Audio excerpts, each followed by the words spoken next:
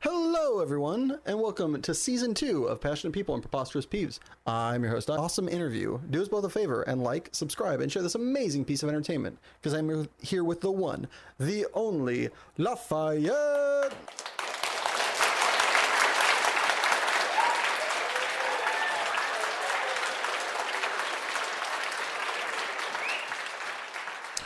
Hi, Isaac. How you doing? I'm doing pretty good, buddy. How are you doing? I'm fine. I wish it wasn't so hot, but other than that, life's good. Well, speaking of good things, do you have a favorite movie line that you like to quote apropos of nothing? Let's see. Bug's Life. That is my favorite movie of all time, and one I quote all the time is, "That's our lot in life. It's not a lot, but it's our life." Do you also then do the grandma cackle? Yeah. I think that answers the question. What was your first date movie?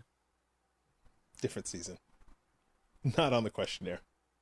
This one was definitely on the questionnaire. Or not on the questionnaire, but it definitely is the right season. Date movie? Yeah, first date movie. First date movie. Let's see. If I were on a date with somebody, Not what you would choose. Although if you don't remember what your first one was, feel free to answer in such manner. I'm talking about. Do you remember what your first date movie was? Yeah, it was. Oh God, it was a bad one. It was it was the Man of Steel movie.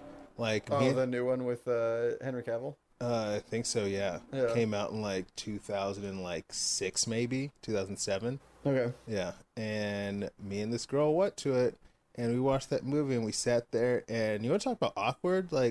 First dates are awkward enough, and then just watch just a travesty of a movie, and it's like, well, how was it? She was like, it was, I'm like, yep. Completely agree. Accurate. Another first date movie I saw, though, which was a great first date movie, was How to Train Your Dragon. Oh, yeah. That was banger, Banger City. Yeah.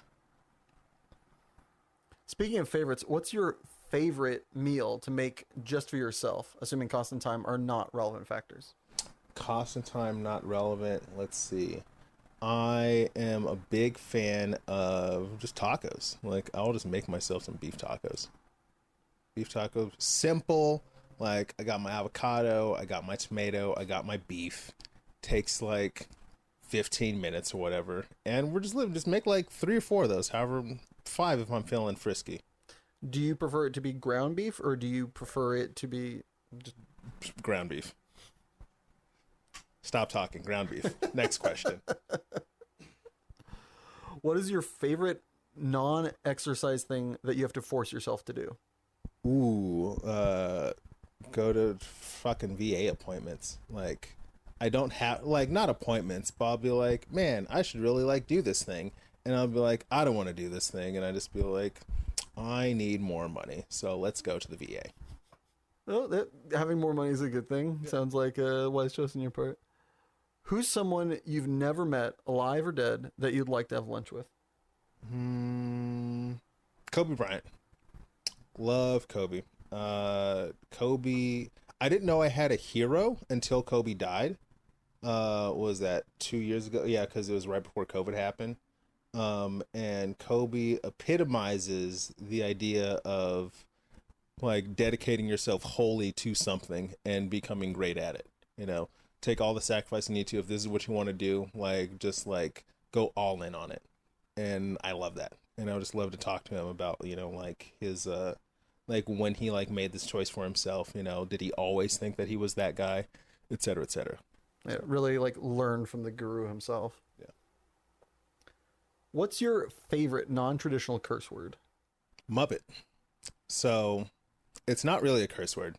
You probably have never heard anybody call it, but you call somebody a Muppet, you have a sense that's derogatory, right? Because you just call this motherfucker a Muppet. And it's funny, but you think of it just there's something up this motherfucker's ass. It could be a hand, could be a stick, could be a broomstick, could be anything, but this motherfucker just has something shoved up his ass and he's just a talking mouthpiece. Fucking Muppets. Do you have a life hack you'd like to share with the class? It's less of a life hack, more of an axiom. My dad was very big on being proactive versus reactive in like your life, like proactively dealing with solutions. So one way how I live my life is I assume that anything that happens to me is my fault. And it doesn't have to be true. I'm a big believer that things don't have to be true to be useful things, right? And even if it's not my fault something happened, if I treat it like it's my fault, then there's a lesson to be learned somewhere. There's like, I could change a process. I could like, in the future, I could not put myself in a situation where this thing could occur to me. And I think that if more people thought this way, it would improve, I think it would improve their lives, because the world is a terrible place. There's poverty, oppression, racism, sexism, blah, blah, blah, blah, blah, blah, blah, blah, blah. And we are all victims of things that happen. But there's a difference between factually being a victim and going into a situation and feeling victimized by it. Like, yes, like it's not your fault that somebody did this horrible thing to you. But when you're in a spot like that, you can't learn anything from it other than that people are terrible and people will always be terrible. Terrible things will always happen. However, if you see what you could have done better in the situation, it means that you're going to it improves your resiliency. It improves your way of being able to handle situations and be able to put yourself in positions to succeed in the future. So how does this reconcile when somebody has something terrible? Like if you were, let's say you were, somebody mugged you, let's say somebody, something where you were just clearly a victim of circumstance. How do you approach that person? Can you give us an example or walk us through a theoretical? We got two. All right. Simple example. This happened to me recently. I was mugged. I was living on Skid Row in Los Angeles. This was 2 days before I was going to move into my nice apartment in a much better neighborhood. But in the neighborhood where I was living in, there were a lot of junkies, drug addicts, gang members, etc., etc. And you can get a lot of things for cheap because cash rules everything around us. So I had recently lost a set of headphones, and I was gonna some dude was who I knew vaguely, was offering to buy some headphones from me, and so offering to sell some, and so I decided to buy these things from him. And I have a lot of cash on me. I meant to only pull out a certain amount of money. Instead, he the big wad flashed in front of him, and opportunity he just saw opportunity there. So he mugged me. It was not a good situation. The simple solution here is just don't buy things from shady people, even though I'm just oh, this is an easy thing. If something's too good to be true, it often is, So just in the future, I'm just not going to buy things off of shady motherfuckers on the street, Another thing is, so this is probably a big one, right? Easy way, this is victim blaming, if a woman gets sexually assaulted, people are oh, she shouldn't have been dressing like that. Obviously, this is not the takeaway. Yeah. There is nothing, she is in no fault for somebody sexually assaulting her, However, I've talked to several women recently, in fact. Last weekend I was at a friend's house and we were talking, and she was telling me that one reason that a lot of women, or I guess a majority of true crime podcasts are viewed by women, right? Mm-hmm. And she said the reason is because it's a way how you to quote unquote learn from the mistakes of other women. Obviously, these women aren't making mistakes for these horrible things to happen to them. But if you listen to this podcast, it's just you develop things to protect yourself. Learn, carry your keys in your hand, have easy access to them. In my grandma's case, when my grandma was 65, she would go to the mailbox in her pajamas and she would carry a machete with her at night. She would just carry just good, clean American living right there. She still has this machete in her car to this day. When I was living with her a couple months ago, something kind of was is this a sip? She's the very shame ain't no motherfucker getting me. I'm just power to you, grandma.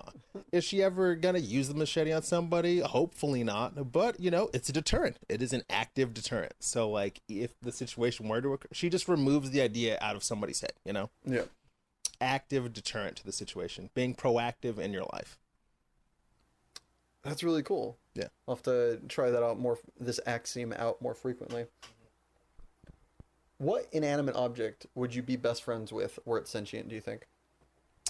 This is a boring answer. Teddy bears. Like, if I could just, like, if a teddy bear was just a person, I'm just like, you're just like a dumb ball of fluff. Like, but how much shit have you seen?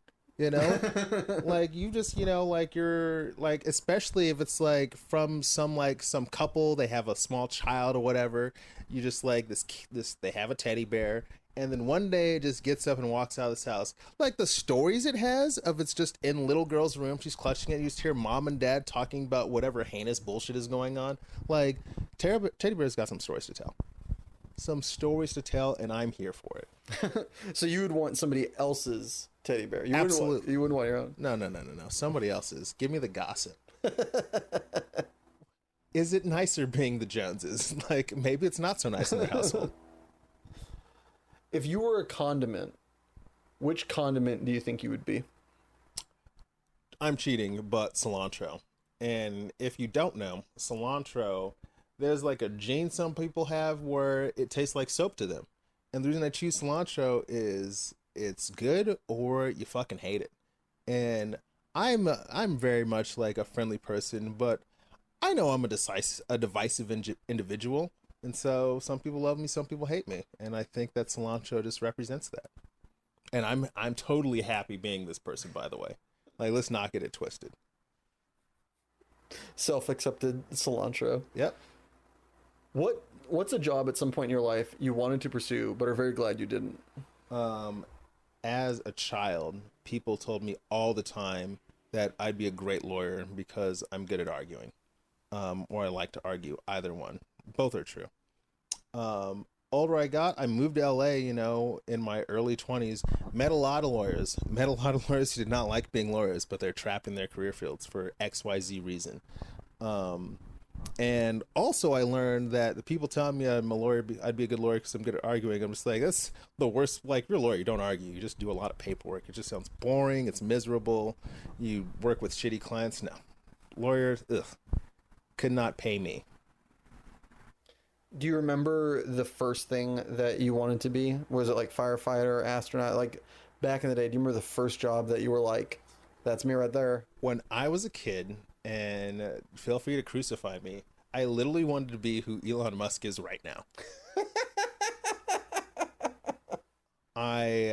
We'll add an addendum to that. Like, I was big into the idea of inventing things and changing the world.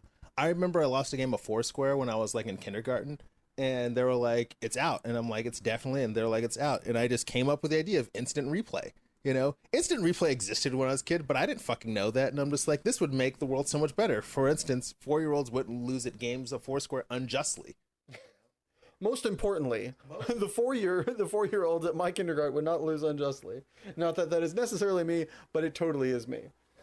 I wanted to invent cool cars. I wanted to put motherfuckers in outer space, and that's just who Elon Musk is. Teslas are cool. Elon Musk, not so cool. But as a child, I didn't know any better. Well, I'm glad you do now. All right, I'm going to give you a theoretical circumstance. You're going out to a party and you want to look extra. Other than the normal garb, what accessory do you add to your ensemble to pull off such a maneuver? What do you call those things? Like, you got like big like flamingo feathers, like just like a little shawl, like a pink shawl just full of feathers. Like, I'm just like... like a boa? Yes. Yeah. 100%. Like, I'm just fly as a motherfucker. Y'all can't see him at home. He is absolutely correct. Luffy, fly as a motherfucker. I'm the drip god. What life lesson do you wish you learned sooner? Life lesson I wish I learned sooner. Think how you think, but act like others. All right, you're gonna need to expound on that awesome idea. So you can have your own opinions. You could think everybody around you is stupid, which, by the way, usually is not true. Usually you're just ignorant. But regardless of how you think about things, whatever, especially in like work environments, whatever, just like, you don't have to espouse every opinion that you have. Like, sometimes it is better to be seen than heard, type of shit. And that's basically it. Like I've learned fairly recently, I would say in the last couple of years, that everybody doesn't need my advice. Like sometimes you just keep some shit to yourself. I don't practice it all the time. Like I still do give motherfuckers advice. Can confirm. I do tell people things that they did not ask for. That is true, but just like this goes back to I don't think that things don't have to be true to be useful, you know?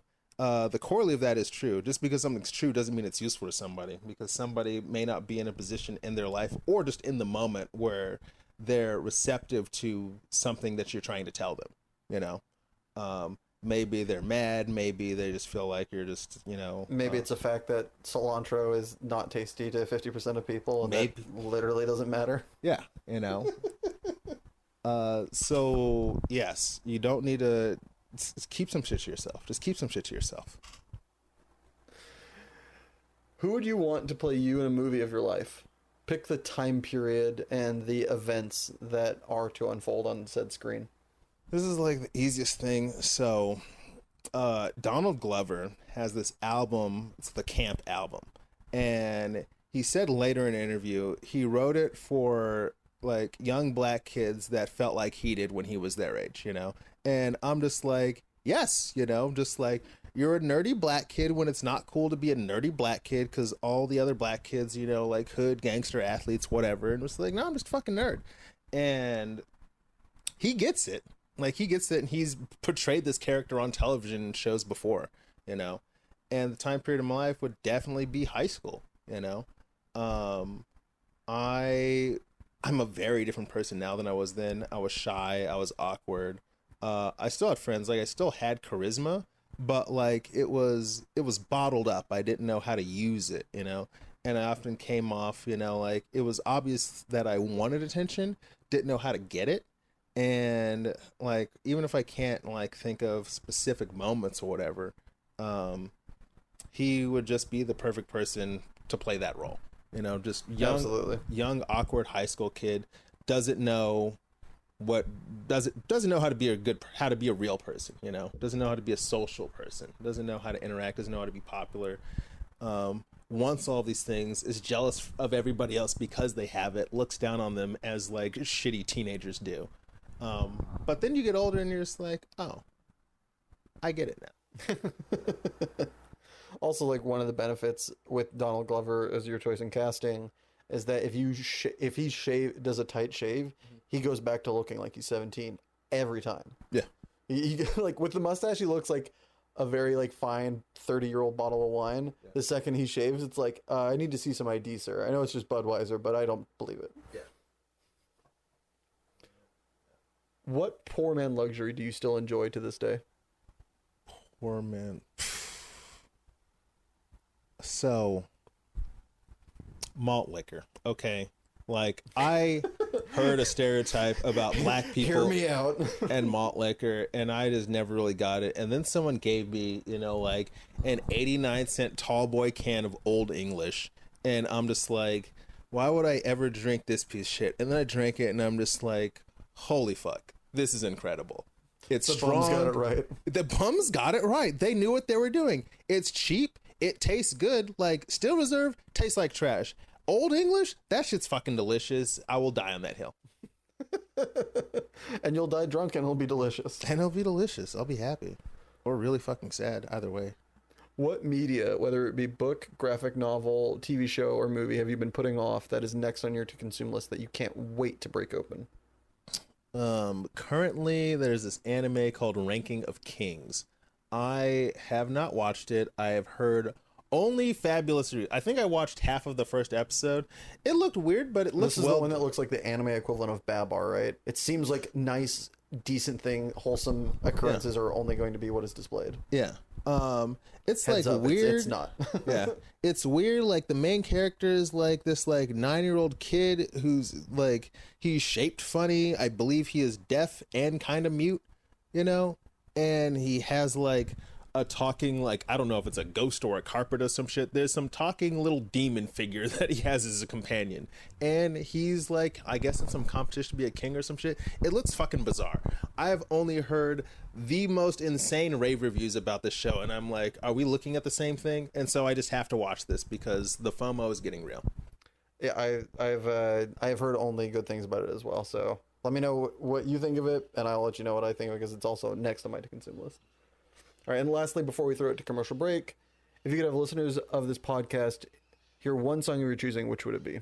Ignorance is bliss. Okay, so everybody knows Kendrick Lamar is arguably the greatest rapper in like music today, right? He's famous. I'm gonna go to his concert next week after next, and he's just phenomenal.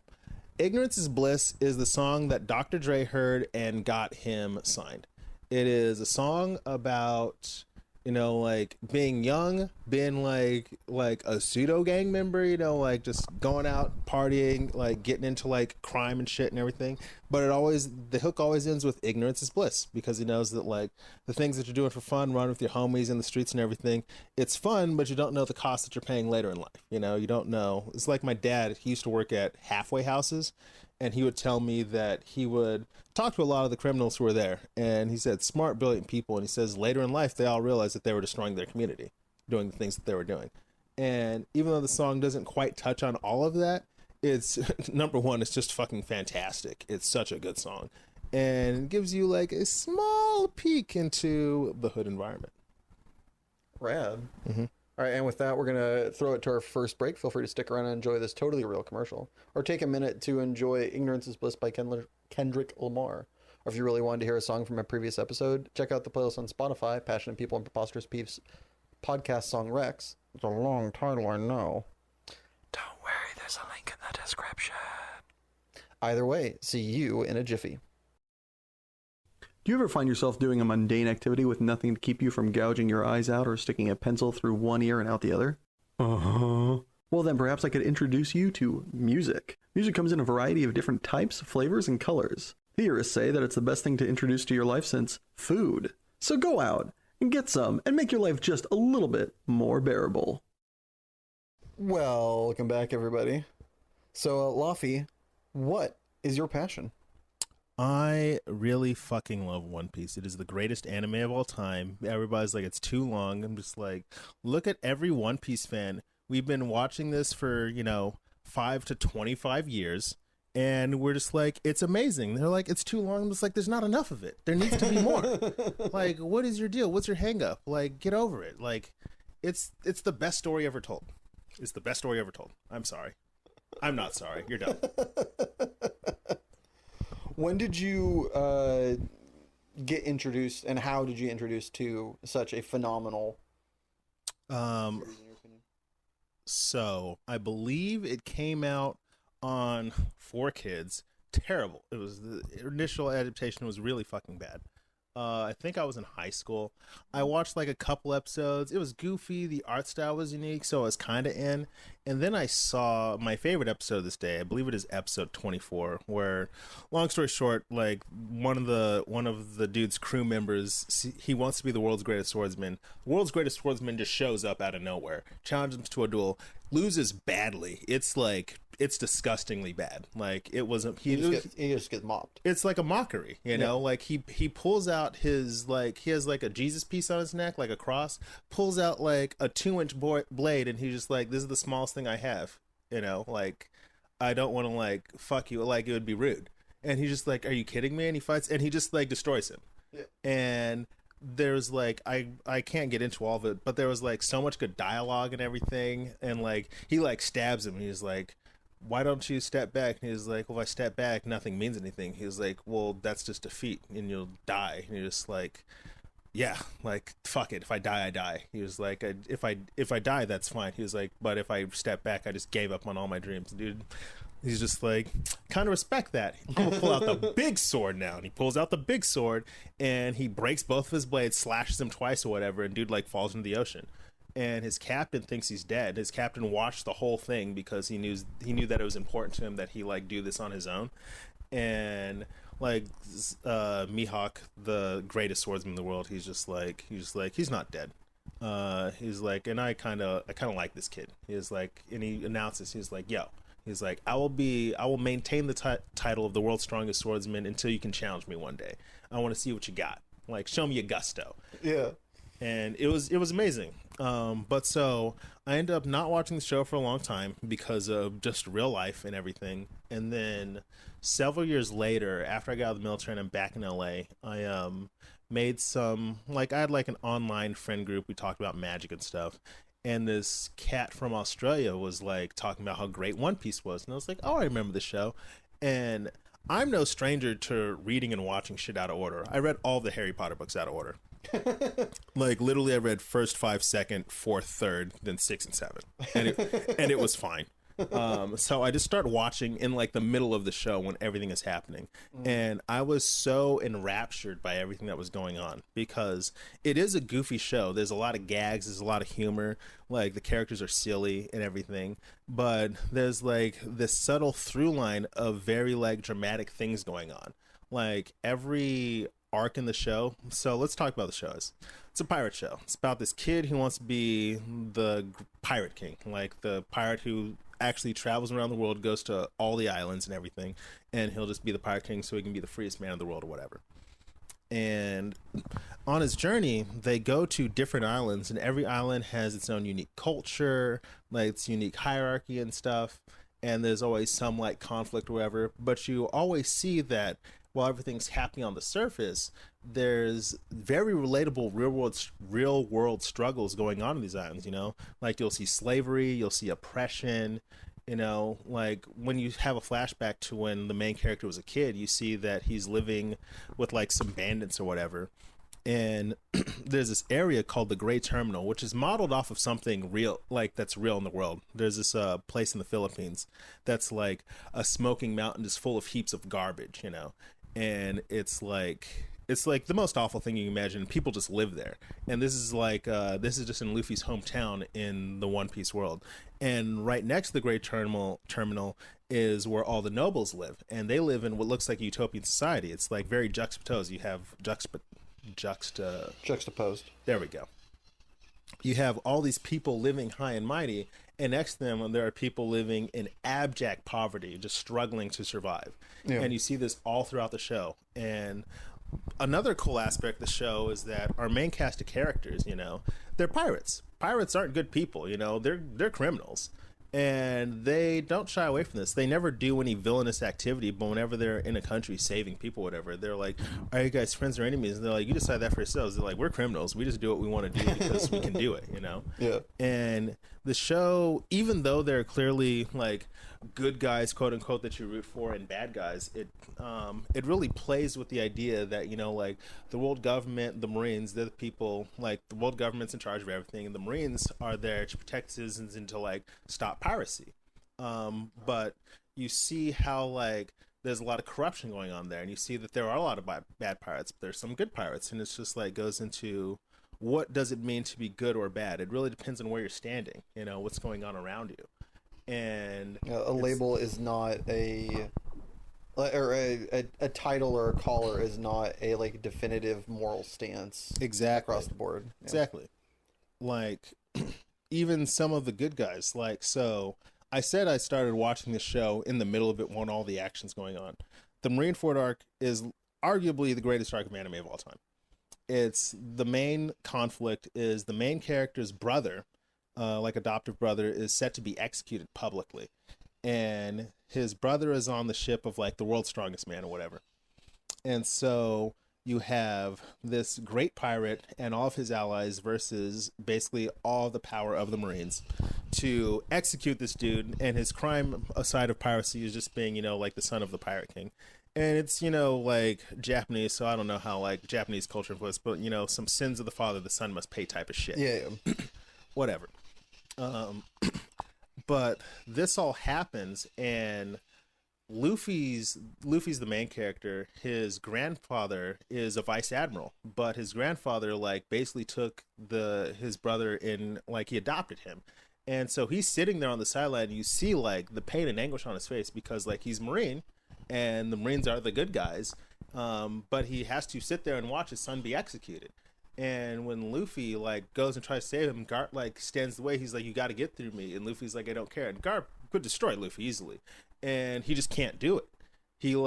They go click clash. Luffy punches him, and Garp just falls, and he's got like tears in his eyes and whatever. And he just like he can't fight against his family, and it's like sad and kind of hard to watch because you see like all of the moral conflict in his face, and he just can't do anything.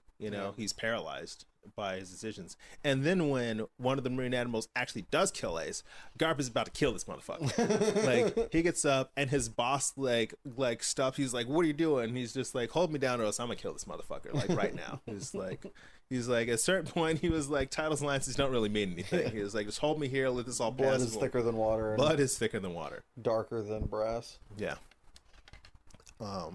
But yes, I love the show because it just has everything I enjoy. It has really compelling characters. Everybody on Luffy's crew basically has a dream they want to pursuing.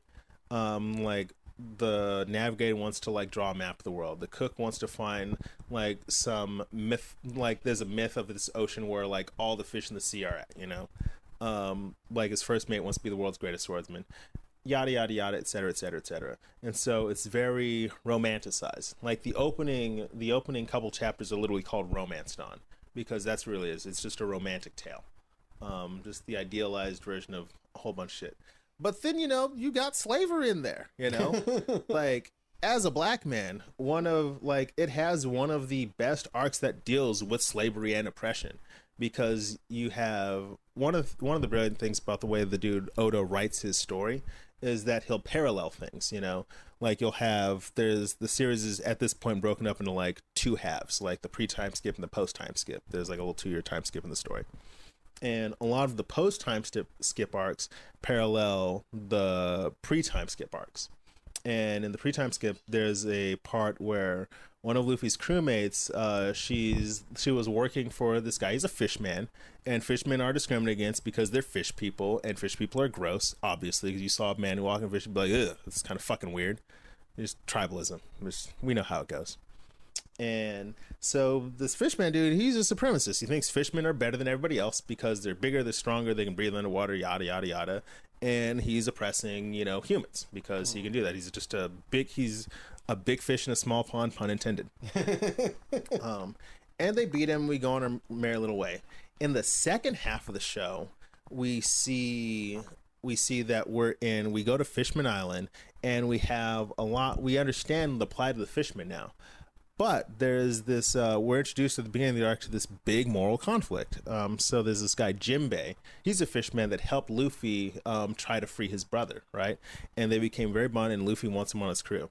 But so Jinbei used to be on the same crew with Arlong, the guy who was oppressing like his crewmate in the first half of the show. And Jinbei is the reason why he was able to run free, because he was working with the world government. They're just like, "Hey, work for us, and we'll turn a blind eye to your people's activities, and we'll make it so that people can't just like capture slaves in your island. Your island's like under protection or whatever." Mm-hmm. And so Jinbei is responsible for all these terrible things that happen to Luffy's crewmate. And then you also see that when Jinbei and Arlong were kids, they grew up in the Fishman district. It's like basically like Skid Row. Like it's just like there was an orphanage there. There was a lot of chaos, a lot of crime and everything. They just grew up in this environment. And they had this guy, Fisher Tiger. He was the strongest dude, and he watched over everybody. He went on some adventures, came back a couple years later, started a pirate crew. We find out that Fisherman Tiger got captured and became a slave. And while he was a slave, he ended up leading a revolt and freed all the rest of the slaves, human and non-human, because slavery is bad. And he was there. He was like, we're all united in fighting against this oppressor, right? Mm-hmm. And throughout all of this, I can't do the arc justice because we don't have infinite time to talk about everything. But you see multiple sides of everything. You see how he was in this horrible position, but he is very adamant that they don't talk about hating humans or anything, because he doesn't want the children to carry on this hatred, this cycle of hatred and everything. He wants the sin to stop with him. But he ends up getting killed And when he died, or like he ends up getting wounded, and he has a mortal wound, he needs a blood transplant, but he has a unique blood type, and the only transplant he gets is from human, and he refuses the human blood because he hates humans that much. He doesn't want anybody to know about this, but he's like, I can't let go of my hatred, but don't carry this on because the children, you know. Yeah. And the main antagonist of the Fishman Island arc was a kid who grew up like around all of this, and he grew up with his hatred, and he was just like, yeah, fuck all humans. Nothing bad ever happened to him from a human, but he just grew up in this environment, and that was the god he chose, the god of hatred. Yeah. You know? And it's just very interesting seeing all of these like just dynamics. There's the other major figure is Queen Otohime. She was the queen of Fishman Island, and nothing bad ever happened to her either at the time. She was preaching that they needed to like try to make a pact with humans. Like we need to, because they live on the bottom of the seafloor. Even though they're fish people and they still love the sun. And the only reason they can live there is because there's like a sun tree that gives them life or whatever, light. And so she would always petition to go up to see the sun. And everybody's like, nah. Eventually something changes, and they're just like, all right, we're going to do this. Well, they go up to the surface. She gets shot, and the treaty goes to shit. Everybody's like, this is ridiculous. But she truly believed that it like love is greater than hate. It's you know, like a Martin Luther King, Malcolm X situation. Two different ways to approach the same problem. You know, and it's just all very well done. And One Piece is great, and you should watch it. Spoilers. What would you say? What would you say is the biggest misconception about One Piece by the wider world and or other anime fans? Two things. One, it's too long. Two, it's like too goofy and not funny. You know, because there are a lot of gags. Oh my god! Like the Oda's best and worst thing is that if he thinks something is funny, doesn't matter what's going on. Like when you've read it a long time, you can tell. Like an idea will pop into this motherfucker's head. He's like, this is hilarious, and I'm going to put it in. And sometimes it's a giant miss. You just be like, nope, that wasn't funny. He's like, don't care. I think it's hilarious. It's going in there. Yeah. You know? But I will say for the most part, like 80% of it is hilarious. And I think it needs to be because it breaks up the tension, you know? Like it's tonal diversity, I would say. Because when I say there's some tragic shit in the show, there is some tragic shit in the show. I've cried multiple times. I'm not a crier. I've cried multiple times watching and reading this show. So that's one misconception. The other one is that it's too long. Like, it's long. It's not too long. There's no such thing as too long. Like, if you enjoy something, like, and the quality has been consistent and has improved over time, let me tell you what.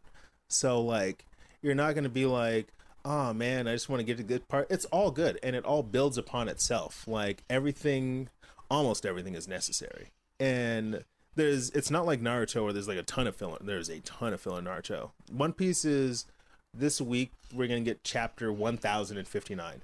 Maybe 100 chapters of those are filler. Actually, none of the chapters are filler. There's like no filler in the manga, and in the show there's maybe 50 episodes of filler. And a lot of them are enjoyable, you know? Yeah. So it's not like you're wasting your time watching this shit. Just like, it's all relevant, it's all enjoyable, it's all fun, it's all action adventure, it's tragic. It hits all of the right emotional notes. That's rad. Mm-hmm. What would you say is your favorite non-obvious aspect to the story or the way it's told? My favorite non-obvious aspect. I guess the thing that I love most, or not most, but one thing that I really enjoy is that you can watch it like a Marvel movie, you know? You just not pay attention to anything that's going on at all, and it's going to be fun. It'll just be a fun thing. You can turn your brain off and enjoy it. But also, if you want to dive deep, you can dive hella deep and make connections back and forth. Like, you can go back, reread things, and you'd be like, oh my god, there's so much shit. This was referenced, you know? It's like a 7-layer dip. If you just hit the top, it's cheese. Cheese is great. If you go all the way to the bottom, you get cheese, mole, avocado, sour cream, salsa, the works. Exactly. Also, like, cheese is fine. Have you ever watched the Boondocks? Tangent. Have you ever watched the Boondocks? Yes, I've watched the Boondocks. I think it's the first episode of the Boondocks. What do white people love? Cheese. And there's like, that's stupid. And they go see the rich white man. He's like, they're like talking about something. He's like, would you like some cheese? And he's like, cheese? I'd love some cheese. And then they bond. Yeah. And I did not get this until like I did my semester of college. And I'm hanging out with a bunch of white people, and someone says cheese, and then motherfuckers are talking about cheese for like 30 minutes. And I'm just like, how are these people so passionate about fucking cheddar? Like, what the fuck? Like, it is a bit. It is very much a white man thing to be as engrossed about cheese. That being said, it is one of the best things to go with the tortilla chip. Agree or disagree? No, absolutely not. All right. Well, this podcast is about to come to an abrupt end. Bye. In the meantime, before we get into my preposterous peeve of interviewing this guest, LAUPH, what is your preposterous peeve that you brought with you today? All right. I had two options. I'm gonna go with the one that actually drives me up the fucking wall, and it is road rage. Preface this: I do not drive at all. I'm always a passenger in the back seat, whatever, just chilling, enjoying my view. But George Carlin has this joke, and he says, "Everybody who drives faster than me is a lunatic, and everybody who drives slower than me is a moron." And people who have road rage, this is just how their brains work. They think that they are saints and they're untouchable, and everybody else is just a ridiculous human on the road. My aunt is this exact person. I hate driving with my aunt. Like, I'm gonna tell a story. Please do. Okay, so this was in like November, December. Like, it's Christmas time / everybody's birthday in my family all around this time period. So I'm at my aunt's house, me, my aunt, my grandmother, and my uncle. My grandma was at the time living with my aunt and her husband. And they still pay rent on my grandma's place in her hometown. So we drive up there. And while we're driving, like, it's my aunt and her husband, they have a fine relationship. But the one thing they're unified on is bitching about everybody else on the road. Like, they just, like, it's just where they just sync up and they're just like, yep, this person shit. And I'm sitting in the back seat losing my fucking mind. And so me, because I'm respectful, I don't have headphones, but I have my phone in my hand. I'm going to watch a video. I turn the volume down very, very low. Like, it's like loud enough for me to hear it, but not loud where it's intrusive. My aunt's just like, maybe we should get some headphones, just so that we can all enjoy the car ride. And I'm just like, well, I don't have a choice of listening to you motherfuckers just bitch about everything that's going on. So I think you guys can just deal with it for like 5 minutes. And Eric was just like, well, if your aunt tells me to drop you off the side of the road, I'll just do that. And I'm just like, please do. Like, we're in Solvang. I catch the bus, like, I catch the train back to LA, and I'm out this bitch. I just not give a fuck. My family bought me headphones. We never spoke about the incident since then. It is constantly, like, every fucking time. They just played a draw for, and you were just like, reverse. Like, reverse Uno card. Like, suck a dick. Like, I'm sorry. Like, it's so insane. Like, people just want to honk the horn multiple times, just be like, dude, like, somebody's crossing the road. Like, what do you want this dude just to hit this person? Like, I'm sorry, Karen, you're gonna get there like a minute and a half slower than you would otherwise. Like, it's not that big of a deal. Like, everybody's so entitled and thinks that they're like, I need to do this right now, and everybody's just in my fucking way. Like, just take a step back, chill. You'll probably be happier for it if you just think that, like, because this shit does not matter. Like, it doesn't fucking matter. You're gonna get there. Shit isn't One Piece. It doesn't matter. It doesn't fucking matter. If you're late, it's probably your fault anyway, so don't make this everybody else's problem. Like, just, like, wake up on time. Like, set an extra alarm or whatever, Like, there is no reason that you should be yelling and losing your mind over somebody, going the speed limit. Yeah. I'm sorry. Or something that's, like, unchangeable, like, a traffic accident. There's nothing you can do about that circumstance you are now in except wait. And being angry doesn't make it suddenly go faster. Yeah.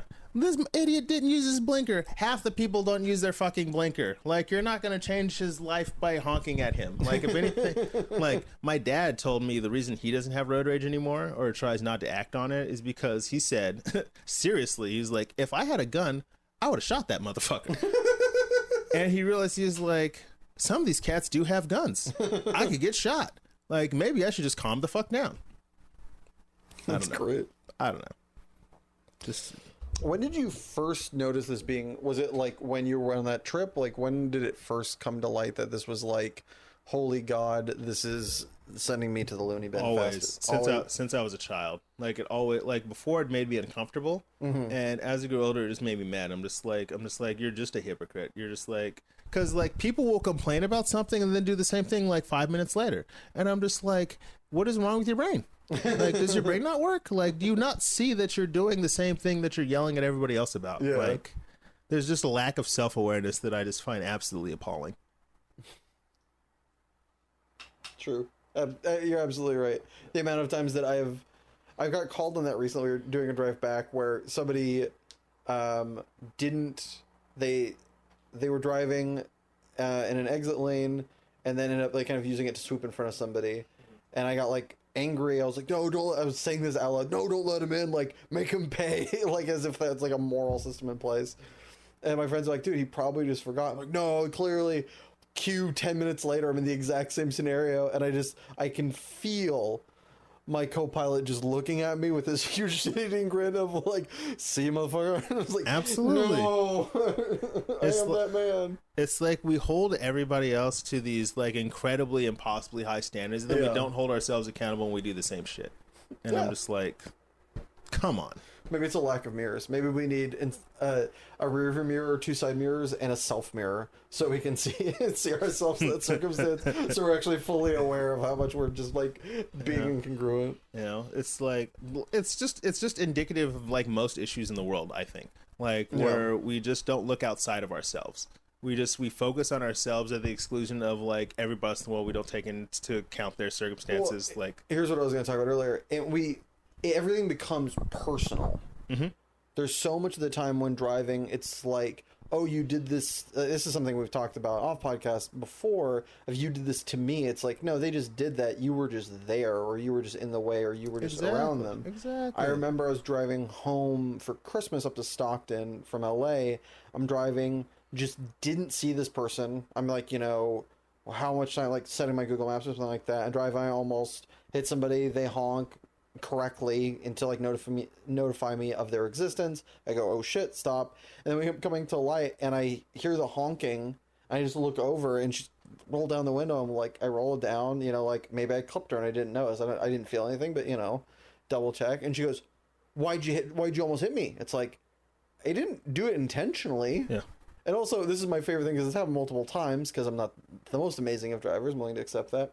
Is people that like get close to you to ask you why you hit them. It's like, okay, so if I was trying to hit you and you actually believe that, isn't this a really bad action to get closer to me? So if I was trying to hit you, I now definitely can. Yeah. But people do that on a bike. It's like, well, now that you've gotten closer, if I was trying to hit you, like you assumed apparently, I now can hit you. Yeah. But yeah, this idea of like not only the hypocrisy to it, but the the blaming of it as if it's like this personal, like, that they had it out for you. It's like, no, most people just have their own agenda and they're just like half the time forgetting to pay attention to the road. Yeah.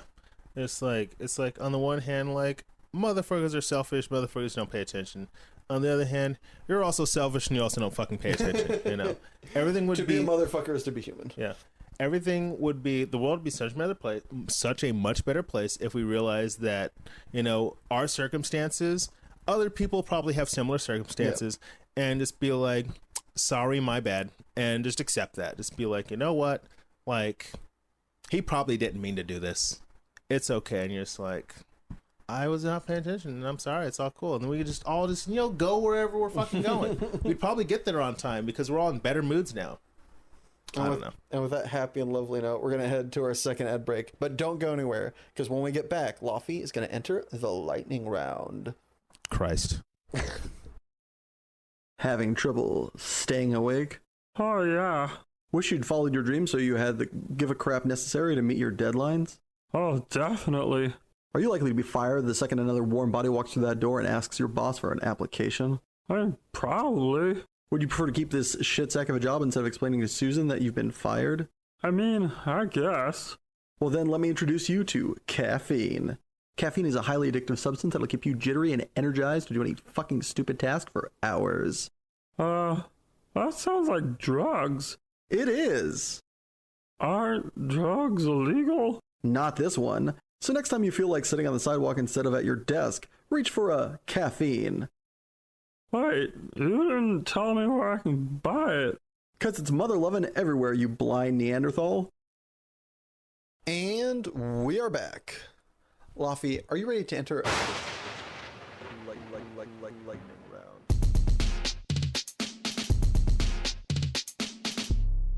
The lightning round? Ready? Yes. Willing? All right, buckle your seatbelt and keep your arms inside the ride at all times. Okay. Is there a price for you to give up your passion forever? No. Make the food or do the dishes? Do the dishes. Are soups smoothies? We're adults, not children. No. Did you ever cheat on a test in school? Absolutely. Are you out of touch, or is it the children who are It's wrong? 100% the kids. Would you rather have your inner monologue sound like Gilbert Gottfried or Fran Drescher? Oh, Gilbert. It does half the time. Does he sound like Iago every time? Yeah. Yeah. Would you rather read the cue cards while wearing the crown or live in a hovel and speak your mind? I would. I do live in the hovel and speak my mind, so yeah. Do you create your own thoughts or do you just listen to them? I create them. I'm the master of my own universe. You're having the best day of your life. What happens next? Another amazing thing or something terrible? Another amazing thing. Pineapple on pizza or fist fight? Pineapple. You come across a stranger just struck by a car. Their dying breath is this. This is very important. Please tell my wife. She's a dirty harlot. Ooh. Do you or do you not tell the wife? Never. That's cruel. Is professional wrestling cool or lame? Can you smell what the Rock is cooking?